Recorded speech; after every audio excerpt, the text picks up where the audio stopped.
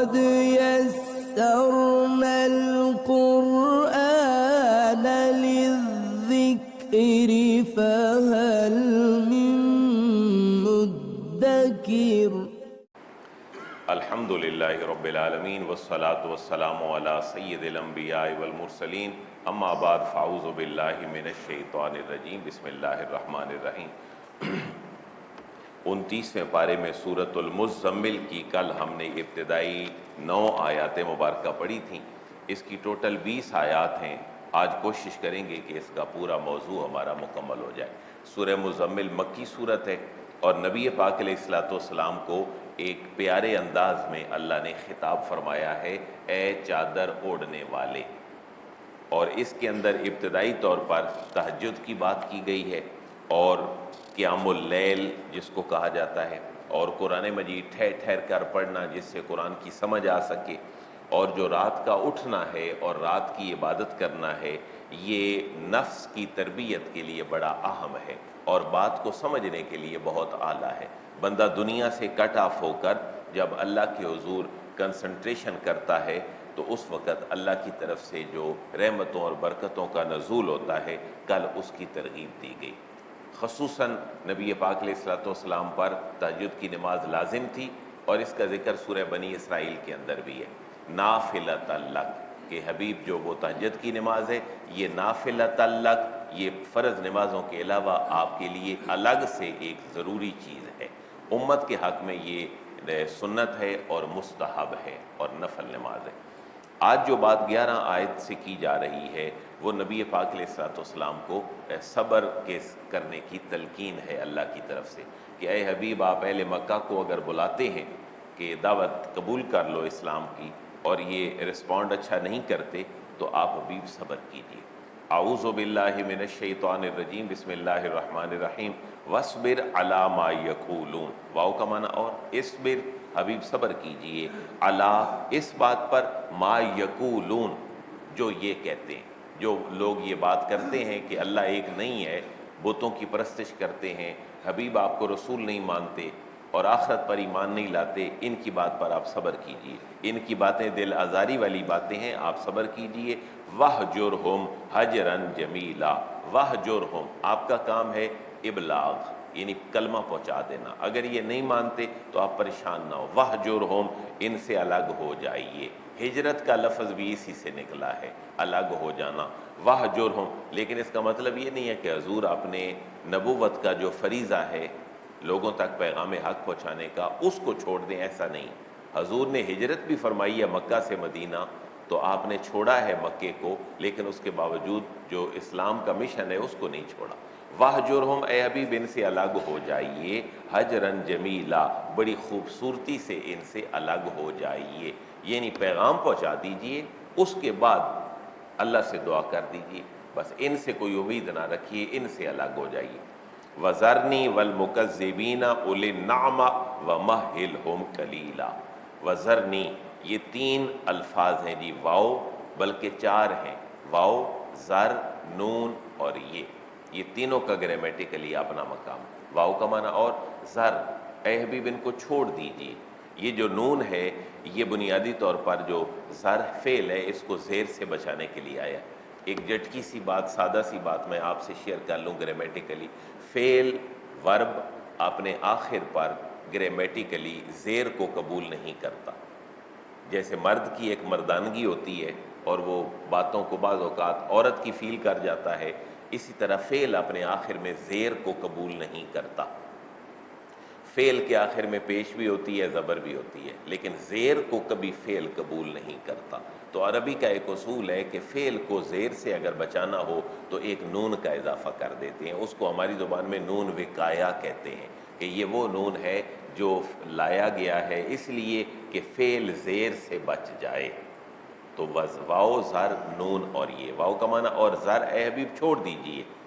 یا اصل مقصود تھی تو یا کی فرینڈ شپ ہے زیر کے ساتھ. 3 فرینڈ شپس ہیں عربی میں، ایک واؤ کی، ایک الف کی، ایک یا کی. یہ حروف علت اور واول حروف کہلاتے ہیں عربی میں. واؤ کی فرینڈ شپ ہے پیش کے ساتھ، الف کی فرینڈشپ ہے زبر کے ساتھ، اور یا کی فرینڈشپ ہے زیر کے ساتھ۔ یہ جب بھی آتے ہیں تو اکٹھے آتے ہیں، ورنہ یہ رولا ڈال دیتے ہیں، ان کو تبدیل کرنا پڑتا ہے۔ یہی سینٹیکس اور مارفالوجی ہے جس کو ہم علم صرف کہتے ہیں، جو عموماً مدارس میں سالہ سال تک پڑھائی جاتی ہے، اور جس کی آپ اگر انگلش کے حوالے سے بات کریں، جیسے پنکچویشنز ہیں اور یہ چیزیں ہیں انگلش میں، عربی میں بالکل یہی چیزیں ہیں۔ تو واؤ کا معنی اور زر چھوڑ دیجئے اے حبیب نی مجھے، اللہ فرما رہے حبیب مجھے چھوڑ دیں، والمکذبین اور ان جھٹلانے والوں کو آپ چھوڑ دیں۔ آپ کا کام ہے کلمہ حق پہنچانا، جیسے بندہ کو کہتے ہیں نا یار اس کو آپ چھوڑ دو، اس کو میں سنبھال لوں گا، یہی طریقہ ہے۔ اے حبیب آپ ان جھٹلانے والوں کو چھوڑ دیجئے۔ اور اصل بدقسمتی کیا تھی کہ اولے نعمہ، یہ جو مکذبین تھے نا یہ کوئی چھوٹے لوگ نہیں تھے، بلکہ اولے نعمہ، جو اولی ہے اس کا معنی ہے والا، اور نعمہ کا معنی نعمت والے، جن کو اللہ تعالیٰ نے آسودگیاں دی تھیں سوسائٹی میں، وہ مالدار لوگ جو تھے وہ ہم جھٹلانے والے تھے۔ اور یہ بڑا ہسٹوریکلی ہے، لیکن حضرت ابراہیم کے مقابلے میں نمرود نعمت والا ہے، فرعون نعمت والا ہے، اللہ نے اس کو سرداری دی ہے، وسائل دی ہیں۔ ابو لہب ابو جہل نعمت والے ہیں۔ تو یہ جو نبیوں کی دعوت قبول نہیں کرتے تکبر کی وجہ سے، تو اللہ تعالیٰ فرما رہے محبوب مجھے اور ان کو چھوڑ دیجئے، میں ان کو خود سنبھال لوں گا، آپ کا کام ہے حق کو ان تک پہنچا دینا۔ اور یہ جو جھٹلانے والے ہیں یہ مالدار قسم کے لوگ ہیں۔ وَمَهِّلْهُمْ قَلِيلًا، واو کا معنی اور مہل، اردو میں بھی ہم یہ لفظ بولتے ہیں اگر آپ تھوڑا سا مہلت دینا، وَمَهِّلْهُمْ، اے حبیب ان کو مہلت دیجئے، قلیلا تھوڑی سی، ان کو تھوڑی سی اور مہلت دے دیں۔ دیکھیں اللہ کی کتنی برداشت ہے، اللہ اپنی مخلوق کی نافرمانی کو بھی برداشت کر رہا ہے اور اپنے حبیب کو بھی ایڈوائز فرما رہا ہے کہ اے حبیب آپ ان کو تھوڑی سی مہلت اور دیں۔ اِنَّ لَدَيْنَا أَنْكَالًا وَجَحِيمًا، ان کا سوتر ہم نے کر رکھا ہے۔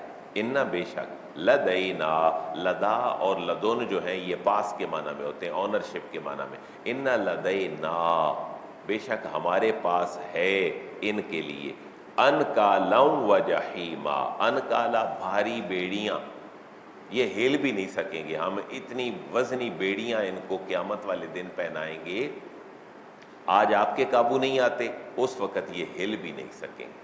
انکالا کا معنی ہے بیڑیاں، وجحیما اور بھڑکتی ہوئی آگ، یہ ہم نے دونوں چیزیں ان مکذبین کے لیے تیار کر رکھی ہیں۔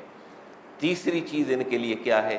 وطعاما، ان کے لیے ایک کھانا بھی ہے، جس کھانے نے ان کو دنیا میں بدماش بنا دیا ہے اور اس کی زیادتی اور کثرت نے، وہ اس کے بدلے قیامت والے دن ان کے لیے کھانا ہے۔ وہ کیسا ہوگا؟ ذا غصۃ، ذا کا معنی بھی والا ہے، پورے قرآن میں ذا جہاں بھی آ جائے نا اس کا معنی والا ہوتا ہے، ذو ذا ذی بھی۔ آپ جو مہینوں کے نام پکارتے ہیں نا اسلامی، ان کے اندر ذوالحجہ ہے اور ذوالقعدہ ہے، یہ ذو بھی وہی ہے، اس کو ذوالقعدہ بھی پڑھ سکتے ہیں، ذوالقعدہ بھی پڑھ سکتے ہیں اور ذوالقعدہ بھی پڑھ سکتے ہیں، تینوں طرح ان مہینوں کے نام بلانا جائز ہے، ذوالقعدہ، ذوالقعدہ اور ذوالقعدہ، ذوالحجہ کا بھی یہی۔ وطعاما، اور ان کے لیے ایسا کھانا اور غذا ہے ہمارے پاس، ذا غصۃ، جو کہ والی ہے، کیا والی ہے؟ غصۃ، گلے میں پھنس جانے والی ہے۔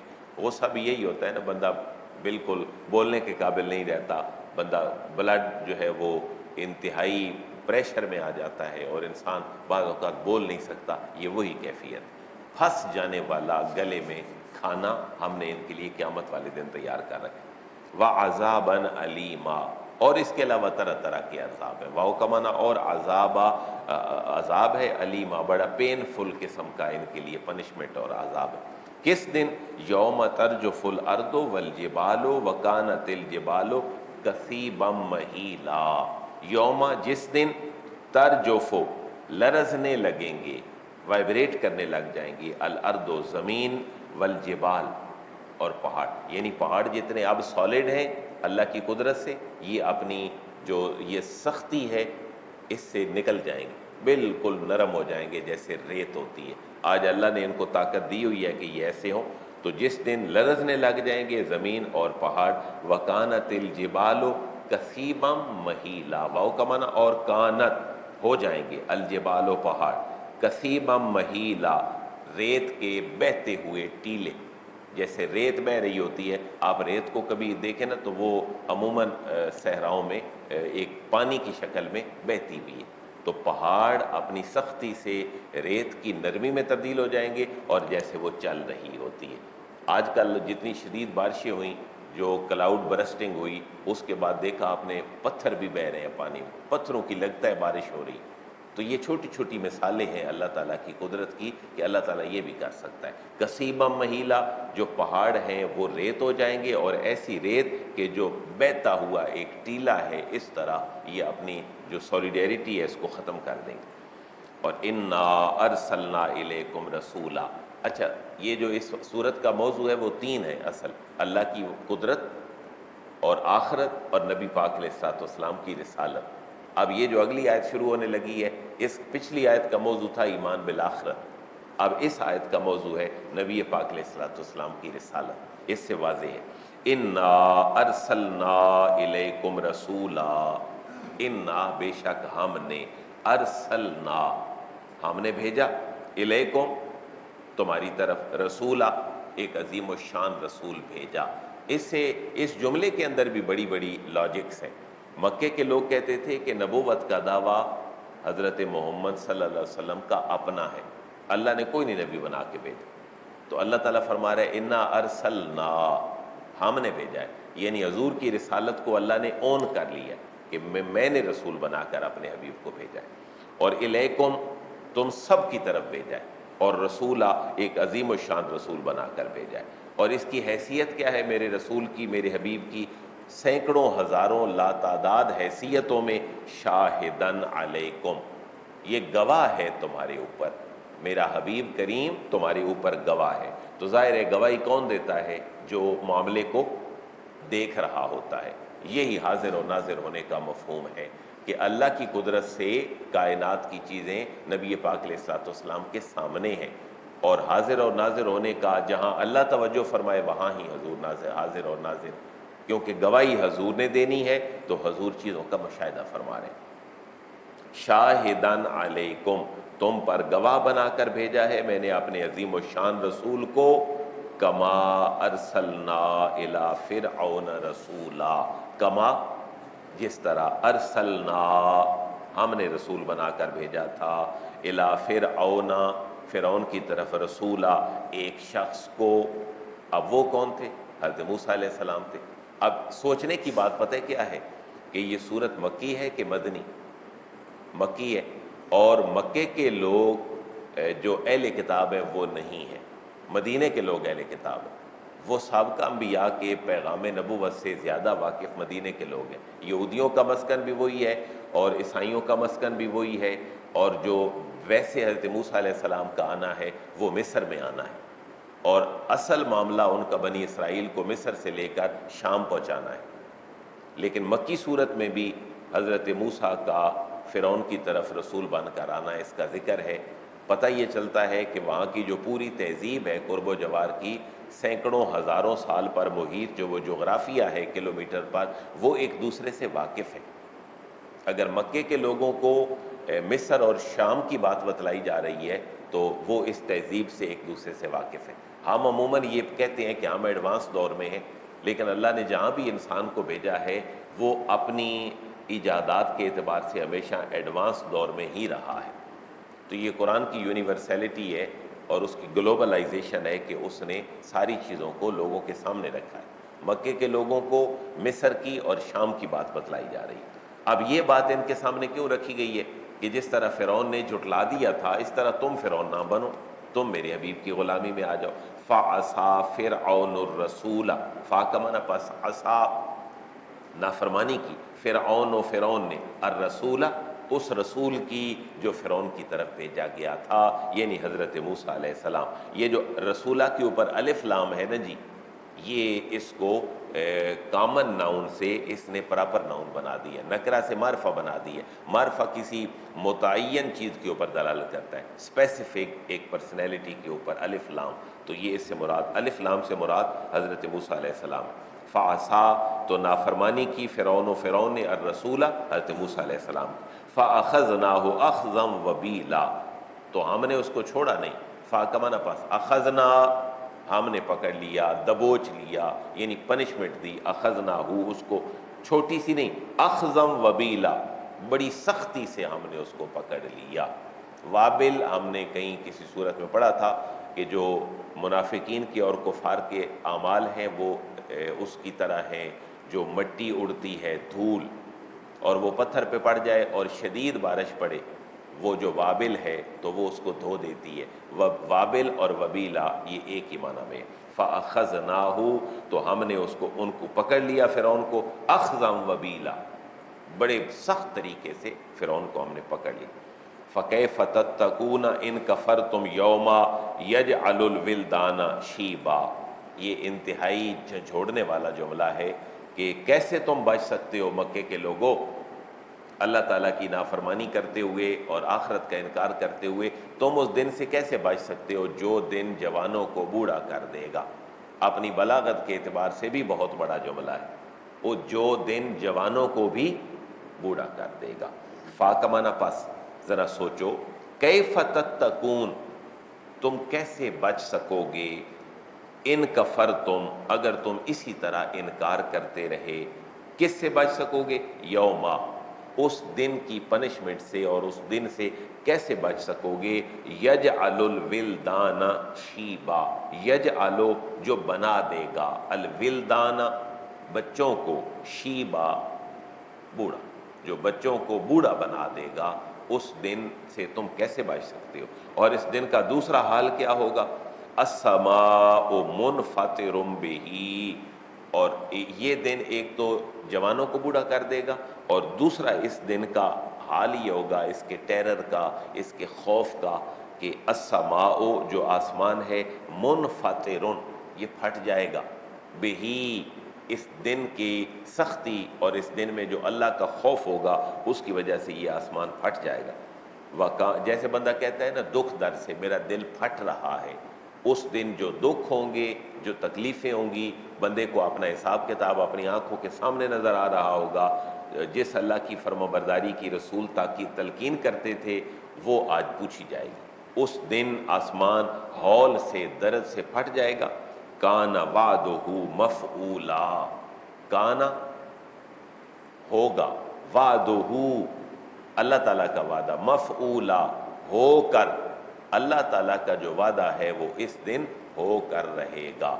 دو طرح کا وعدہ ہو کر رہے گا، ایک یہ ہے کہ دن اللہ نے کہا تھا آئے گا، آج وہ دن آ گیا۔ دوسری بات یہ، اس دن میں ذرے ذرے کا حساب ہوگا، آج ان کو حساب دینا پڑے گا۔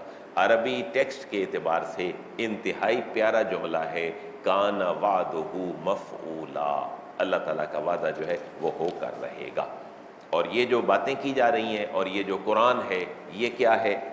ان ہذہ، ان کا معنی بلا شبہ، یقین جانو، ویریلی، کوئی شک ہی نہیں، ہذہ یہ جو یہ ہے تذکرہ، یہ نصیحت ہے، یہ ہذہ سے مراد ہے قرآن مجید فرقان حمید، جس سے اشارہ دس اور دیٹ کی طرف کیا جاتا ہے۔ یہ جو تم پڑھ رہے ہو مکے کے لوگوں، میرا حبیب جس کو کلیم کر رہا ہے کہ یہ اللہ کی کتاب ہے، ہذہ تذکرہ، یہ کیا ہے؟ نصیحت ہے۔ اسی لیے ہم یہ کہتے ہیں کہ قرآن سائنس کی کتاب نہیں ہے بلکہ قرآن نصیحت والی کتاب ہے۔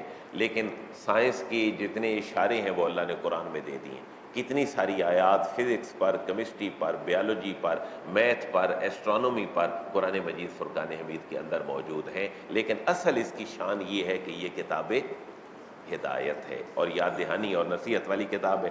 فمن شاء اتخذ الی ربہ سبیلا، جیسے بندہ کہتا ہے نا اپنے بچے کو، بیٹا یہ تیرا سکول ہے، یہ تیری فیس ہے، یہ تیری لگژری لائف ہے، پڑھ، تیرے پاس موقع ہے، اپنا فیوچر بنا لے، نہیں بنائے گا تو جان اور تیرا فیوچر جان۔ بالکل اسی محبت بھرے انداز میں اللہ فرما رہے ہیں یہ ہے تمہارے لیے قرآن مجید نصیحت اور یاد دہانی۔ فمن شاء، فا کا معنی پس، من کا معنی جو، شاء چاہے، جو چاہے، اتخذ وہ بنا لے، ایڈاپٹ کر لے، اختیار کر لے، الی ربہ اپنے رب کی طرف جانے والا، سبیلا راستہ۔ یہ قرآن ہے، یہ میرے حبیب ہیں، یہ تمہیں میری ذات کا پتہ کا اعلان کر دیا گیا ہے۔ جو چاہے ہدایت کا راستہ حاصل کر لو، نہیں چاہتے ہو تو تمہاری مرضی۔ اب اگلی جو آیت ہے یہ ایک ہی آیت ہے اور یہ پورے رکوع پر مشتمل ایک پوری آیت ہے۔ دیکھیں یہ بھی قرآن کی یونیکنیس ہے بعض مقامات پر کہ ایک ایک آیت پورا قرآن کا رکوع ہوتی ہے۔ یہ جو اب اگلی ایک آیت ہے، آیت نمبر 20، یہ پورا رکوع ہے ایک قرآن مجید کی اس سورت کا۔ بالکل اسی طرح سورہ بقرہ میں بھی ایک سورت گزری ہے جو قرآن کی سب سے بڑی سورت ہے، 282، وہ سب سے طویل آیت ہے اور وہ لین دین کے اوپر ہے۔ 24 آرڈرز اللہ کے اس ایک آیت مبارکہ کے اندر، مارگیج کے اوپر ہے، گواہی کے اوپر ہے، لین دین کے اوپر ہے، معاہدہ لکھنے کے اوپر ہے، گواہیوں کے اوپر ہے، عورت کی گواہی کے اوپر ہے، وہ مالیات اور معاشرتیات کے حوالے سے بڑی کمپریہنسو آیت مبارکہ ہے۔ یہ انشاءاللہ رکوع ہم کل پڑھیں گے۔ اللہ تعالیٰ میں قرآن کا فہم اور سمجھ نصیب فرمائے۔